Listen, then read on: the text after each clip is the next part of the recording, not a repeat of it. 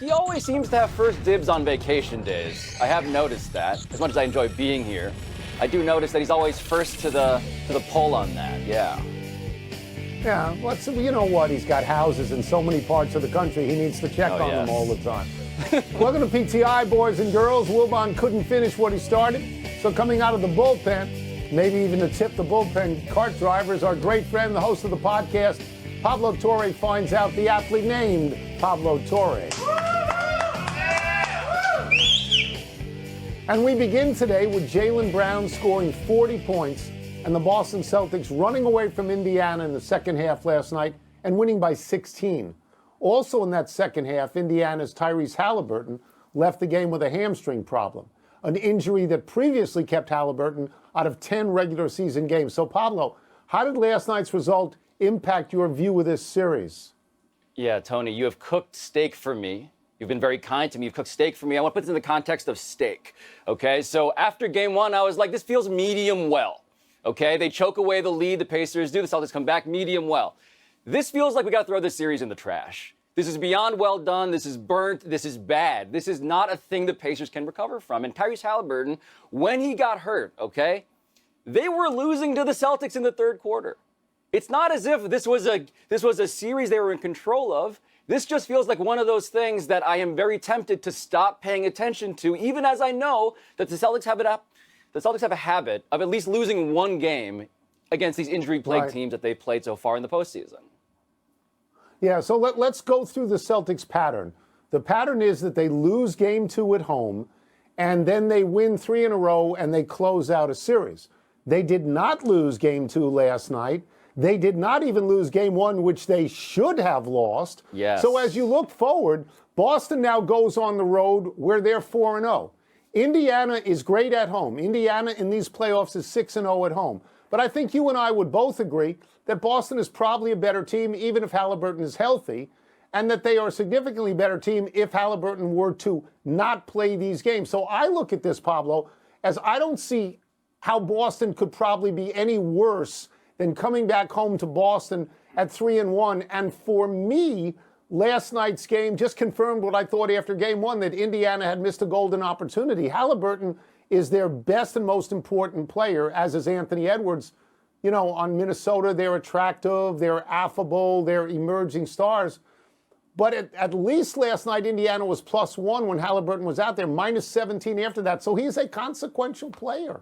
Oh, he is. And look, the Celtics, I'm not here to say that the Celtics' run to the NBA Finals, which I am now assuming, is invalid because they face teams in the Heat and the Cavs, that are deeply injured, and they have been missing their best players for stretches at a time. I'm just saying that when you have the Celtics, who have the deepest starting lineup, not depth overall, but just like 1 to 5, probably the strongest starting lineup in the NBA, that they're not going to have much in the way of opposition to them. And so this becomes a different sort of stakes to talk about that, Tony. Yeah. Will they choke? Will the Celtics choke this giant lead away? I don't think so. Jaylen Brown has 66 points in 2 games. He's shooting 24 for 57, which is over 50%, right? Yep. I mean, he saved one game and he won another, but he couldn't get enough votes for even third team All-NBA. Really? Really? Yes. Okay. Yes. Jason Tatum gets that. Jaylen Brown is trying to prove to you that he deserved it. But I want to move to the Oilers beating the Stars in Dallas, Tony, in Game 1 of the Western Conference Final last night. Because Connor McDavid was in the middle of the biggest moments. There he was earning a 4-minute high-stick penalty at the start of the first overtime that Edmonton killed off. He was missing a point-blank chance to end the game in that same period. He was scoring the game-winning goal in the second overtime. And so the question, Tony, is whether it is fair to cast this series as a referendum on Connor McDavid's greatness. I'm going to get to that in a second. I just want to talk about the 4-minute high-sticking penalty. When I saw that on replay, it honestly looked to me like the Dallas player, that his stick was forcing McDavid's stick up into him. I'm not saying it's not a penalty. I'm saying it did not appear to be intentional at all. Now, is it fair to cast this as a referendum on the greatness of Connor McDavid? No, because no. He's 27 years old. No, it's not fair. You're going to make a judgment now when the guy could have 8 to 10 years of great hockey playing in front of him? What if he wins 3 cups in his 30s and you're stuck back here saying, oh, he's no good? But even though it is not fair, it's totally understandable. I mean, we've had guests on this show say of Connor McDavid, he has a greater skill set than anybody who ever played. He's not going to win the cup by himself, Pablo, but he's got scorers around him. He's got Hyman, he's got Draisaitl. I think there's a tremendous amount of pressure on him. You mentioned Jason Tatum. Tremendous amount of pressure on him as well. I think there's actually more on McDavid. I do. Yeah, I think there's more on McDavid. I also think that we're picking nits here in the sense that, okay, we're asking how much does he need to do to get the win here, right? So if they win a Stanley Cup, my view is greatness becomes reduced to an obituary level concern, right? Greatness is a big topic, Tony. And at the end of the day, at the end of your career, at the end of your life, they're going to ask, did you win? And they're not going to take the microscope as we are right now to this game and saying, but he did all this other stuff that undermined his team in the process. They're going to say, did he win? And I do believe if the answer to that question, which is binary, is yes, then he gets elevated, of course, beyond Jerome McGinley, Adam Oates, the best players who are a class below McDavid in terms of skill, obviously, who never won a cup. And so to me, the question is, will he win one? I like the odds of him winning one and therefore validating the greatness that we know underneath the hood. It's so interesting to me because winning is incredibly important in hockey and it's incredibly important in basketball. It is far less important in baseball. You can spend your entire career. Ted Williams is Ted Williams. Okay? Yes. That's possible. In football, it's the same way because nobody thinks that one guy can win in football. Nobody thinks that can happen. So these are different things. And now we get to the really hard story and the one that I don't understand. The NCAA and the Power 5 conferences have settled 3 class action lawsuits and now will attempt to move forward with direct payments to college athletes. The NCAA will pay more than $2.7 billion to athletes, dating back to 2016, and the parties have agreed to a revenue-sharing plan that could see each Power 5 school pay up to $20 million a year to its athletes. So, Pablo, does this agreement make college sports clearer or more confusing? So clear in one key sense, which is that the NCAA's plan has been revealed now in the light of day, right? So what have they been doing? They've been kicking the can down the road on paying athletes for as long as possible, such that they've gotten to the part of the road, Tony, that is jagged and messy and full of debris. And at the end of that road has been a lawyer named Jeffrey Kessler.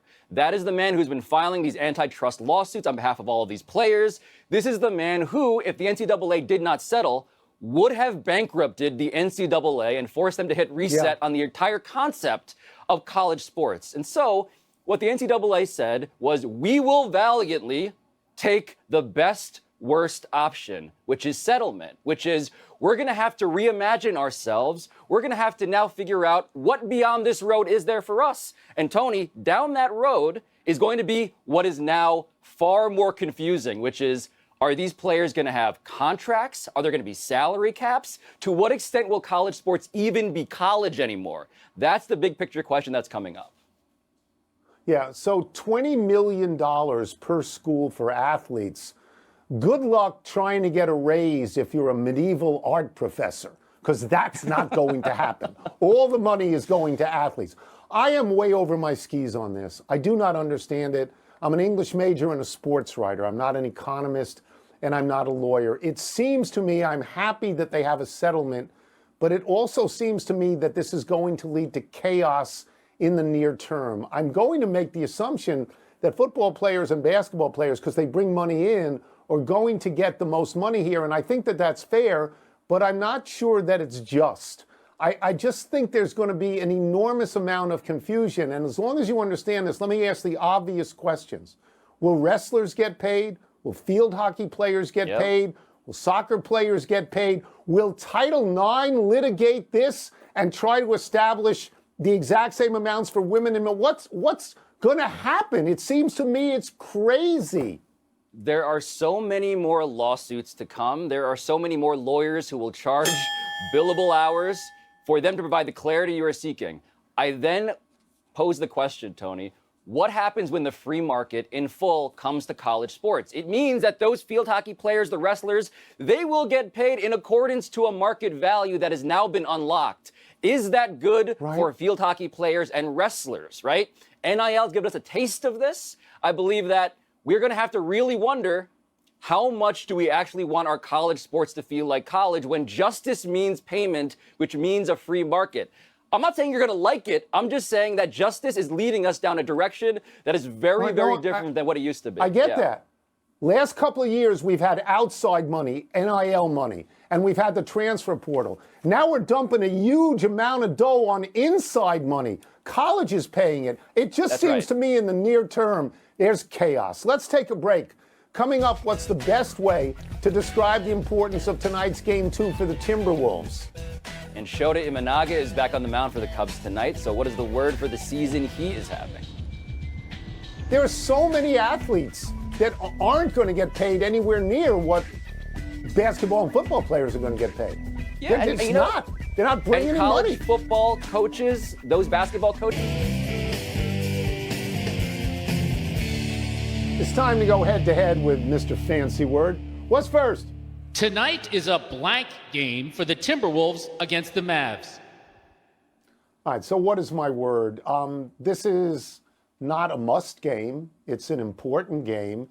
It's not a pivotal game, not to me, because I believe that Minnesota lost 2 games at home in the last series and still won the series. Yep. It's not a critical game because you can't lose the series in the second game. So what is my word? And my word is, let me write it down here, or let me read it. Show us. It's a show us game. In this regard, we're going to get a chance to see what Minnesota is really all about. Their coach has already called them out. Their best player, Anthony Edwards, is in a terrible shooting slump, and they're playing against a team that won 6 fewer games than they did in the regular season. So it's time for Minnesota to show us who they are. Yeah, this is a great man game for me, Tony. And I say great man as in great man theory. So great man theory was a historical philosophy in contrast with change that comes from below, right? There are people-powered revolutions and there are top-down revolutions. And in the NBA, as we talked about earlier, this is a league of superstars deciding the fate of the countries that they inhabit. And so for me, Anthony Edwards is the greatest man in this series. Anthony Edwards has been the person who has looked tired. Great man theory falls apart when your great man is sleepy, when he plays like he has, I don't know, no more gas left in the tank. But I know he does. He's young. He's springy. And so in this game, what I'm looking for is he going to be able to drive to the hoop? He has settled for three-pointers in a way that an older man would. But I know he's young. I know he's great. So will he take over? It's the Anthony Edwards series. It's the Anthony Edwards game in specific. How can you be tired when you're, 23 years old and you had 3 days rest in between games? How can you be tired? What's next? It's a fair question. Shota Imanaga is back on the mound tonight. His start to the season has been blank. It's been fabulous. My only chagrin here is that he plays for the Cubs, so this makes Wilbon too happy. And I'm not looking for that to happen. He's 5-0, I believe, with a 0.84 ERA. Let me say that ERA again, 0.84. That's even better than Fernando Valenzuela, who in his first 9 starts, I think, had a 0.91. Here's the thing. He's not particularly tall. I think he's 5'10". He's not particularly fast as a pitcher. He pitches around 90. In the World Baseball Classic, one of the people on Team USA said, and I want to get the quote right, that guy's not very good, but he's unhittable. So he's Greg Maddux, right? I mean, the Dodgers paid $325 million for Yamamoto, and I think that's going to be worth it. I do. The Cubs paid this guy $53 million. This is the greatest deal in the history of sports. No, this is why this is Wilbonian to me, Tony. I'm going to cut to the chase here. You tease this, it's Wilbonian, okay? 2 reasons. Number 1, the guy is old school. You mentioned Greg Maddux, less generous Jamie Moyer. What do I mean? He throws 92, and he has a bunch of off-speed pitches, some of which I am told he has not revealed yet because he's facing teams one and done so far. So he'll break out like the slider for the second time through these teams. Now, the second reason why he's Wilbonian is because he visited Wrigley Field when it was cold out. And you know what was happening at Wrigley Field? There was a Northwestern Iowa football game. And Shota Imanaga from Japan looked at this and said, I want to play here. This is a Mike Wilbon fever dream. Northwestern football brought him to the Cubs, and he's having the greatest rookie season you can imagine for a pitcher. so he can go with Wilbon to the Chicago Sky games. And Wilbon says he goes to every single game. That's the final word. Yes. Let's take one last break. Still to come, did the White Sox get hosed by the umps at the end of last night's game? And why is Bronny James receiving the greatest number of bets to go #1 overall in the NBA draft? Do you think that will happen? Do you think that happens? I'm still trying to figure out if what I just read is a prank on us, because that seems insane. I cannot imagine. Stay in school. But apparently, Get all the money that. Happy time, people. Happy 70th birthday, Mitch Kupchak, Long Island's own Brentwood High School. Kupchak was an All-American in North Carolina for Dean Smith. He was on the 1976 Olympic gold medal team in Montreal. He was drafted 13th overall by the Washington Bullets and won a ring there in 1978, 2 other rings with the Lakers in 1982 and 1985. Kupchak became GM of the Lakers in 2000, and in his tenure, the Lakers won 4 more championships. In 2018, Kupchak joined his good friend Michael Jordan and was GM in Charlotte. Now that Jordan has sold the team, Kupchak stepped down from running things earlier this year. Pablo, I once played golf with Mitch at Bel Air at 6'9", so real long swing plane. Very nice fella, very nice. Yeah, it seems that Mitch Kupchak always values proximity to stars, Tony, on the golf course, also as a GM. So when I think of him, I think of all of the guys he got, all of the guys he tried to get. Remember, this was the guy who went out and got Steve Nash. This is the guy who went out and got Dwight Howard with the Lakers, Pau Gasol. Also the guy who tried to get Chris Paul. In that trade, of course, David Stern vetoed it because the league was running the team. And he said, basketball reasons, sorry, no, can't do that. And Mitch Kupchak's life, I think, had a sliding doors moment with that specific transaction that made me think of him probably less than I would have otherwise. Speaking of Chris Paul, a not so happy anniversary, Chris Paul. On this day 6 years ago, while on the Rockets, Paul injured his hamstring with under a minute to play in Game 5 of a tight series with the Warriors. Houston held on for the win and the 3-2 series lead, but dropped the next 2 games without Paul. Paul has had terrible luck in the postseason. This hamstring, another hamstring in 2015, a broken hand in 2016, COVID in 2021, a groin strain in 2023. Paul played 58 games this year with the Warriors, missed 21 others with a broken hand. There's talk that Paul might play next year with the Lakers, which would put him together with his good friend LeBron James. They are 2 of the 3 oldest players in the NBA. And the ultimate sliding doors moment for Chris Paul was in that 2018 Western Conference Finals you alluded to. Keep in mind what happened in Game 7 against the Warriors. The Houston Rockets, who had shot and mastered the three-pointer more than any other team in NBA history to that point, right next to the Warriors, missed 27 three-pointers. And they did it because, in part, they didn't have a Chris Paul to orchestrate their offense. Chris Paul getting hurt in that series, another thing that changed basketball history as we understand it. Happy trails to last night's game for the White Sox. Baltimore beat the White Sox, sending them to their 36th loss, the most in baseball. But the story here is the way the game ended, on a runner's interference call on Chicago's Andrew Vaughn. With 1 out and 2 on, Chicago's Andrew Benintendi, hope I get that name right, hit an infield pop-up. Benintendi was automatically out on the infield fly rule. But Vaughn, the runner on second, unintentionally touched Baltimore shortstop Gunnar Henderson while Henderson was trying to field the fly ball. Vaughn was on his way back to second when this happened. Henderson fielded the ball cleanly, but Vaughn was called out. Chicago manager Pedro Grifol argued no harm, no foul, but that didn't work. Game over. And White Sox play-by-play guy, former PTI intern John Schriffen, I hope I get that name right, said, and I'm quoting here, that cannot be the way the game ends. What is this nonsense? Unquote. Yeah. Tony, I know we're not doing what's the word, it's the C's, but shambolic is the word that comes to mind because the league reaches out to the White Sox apparently after this and says, hey, that whole obstruction call thing probably shouldn't have been ruled in that way. The umps could have shown discretion. We could have gone spirit of the law over letter of the law, which is a giant shame because it ruined the game for anybody watching the game, let alone the people in the game. All right, let's go to the big finish. Jake Fisher of Yahoo Sports reports the Sixers could pursue Klay Thompson and Kentavious Caldwell-Pope this offseason. Do you like that? I liked it 5 years ago. Luis Ariz is batting .419 since joining the Padres. Are you impressed? He won a batting title in the American League with the Twins. He won a batting title in the National League with the Marlins. He's a great hitter. This is who he is. Bronny James has garnered the most bets to get picked first overall. Does that make sense to you? Even if LeBron says, I'm going to the Hawks if they take him number 1, this feels like a terrible idea for Bronny James. It does not make sense. 1 seed Novak Djokovic says he's worried heading into the French Open. Does that make sense?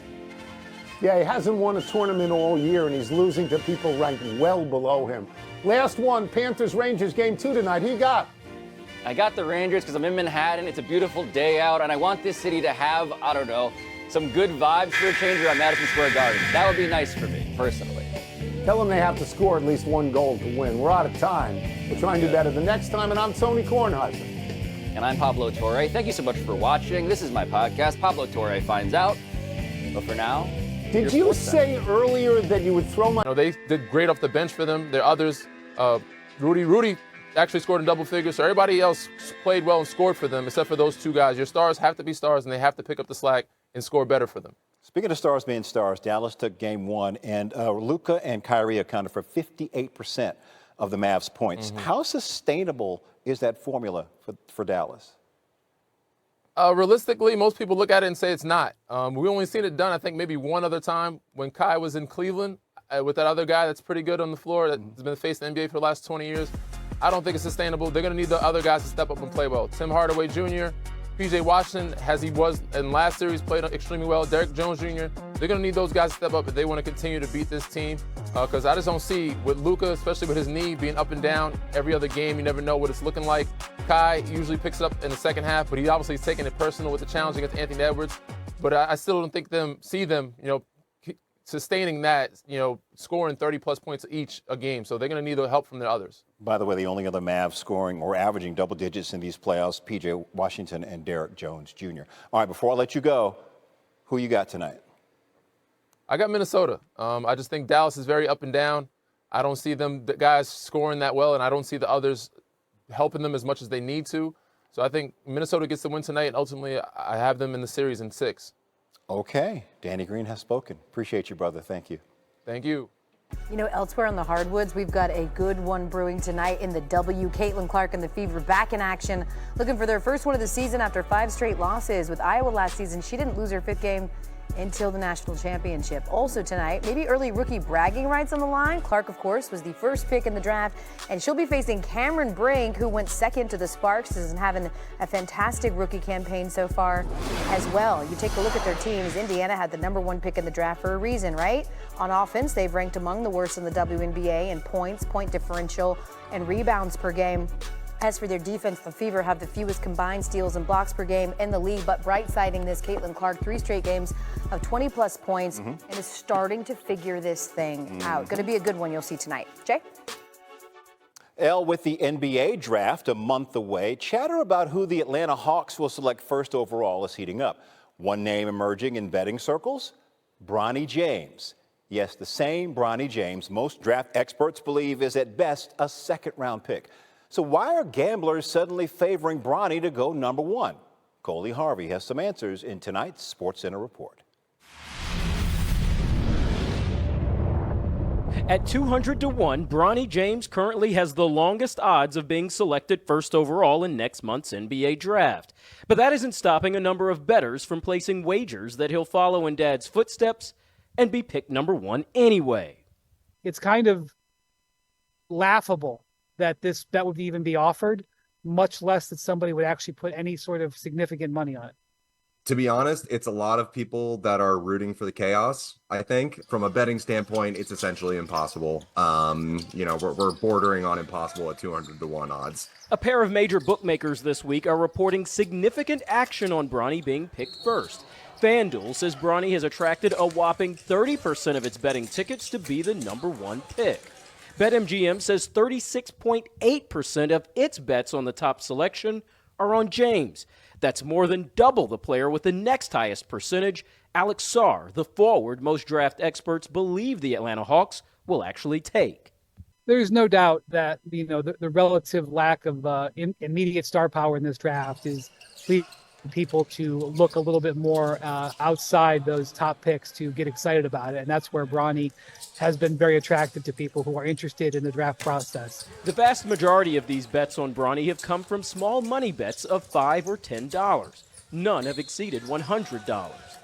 it points to the fact that these are mostly recreational bettors, right? Like these are just people that are doing this for fun. They're essentially taking a lottery ticket out on this. You know, they're not staking their life savings on Bronny James going #1 overall pick. I think that would be a little bit ridiculous. Despite Bronny's betting popularity, BetMGM says relatively little money has been placed on him being the first overall pick. The bookmaker says he's commanding just 4.1% of its handle, while SAR is commanding 65.5% of it.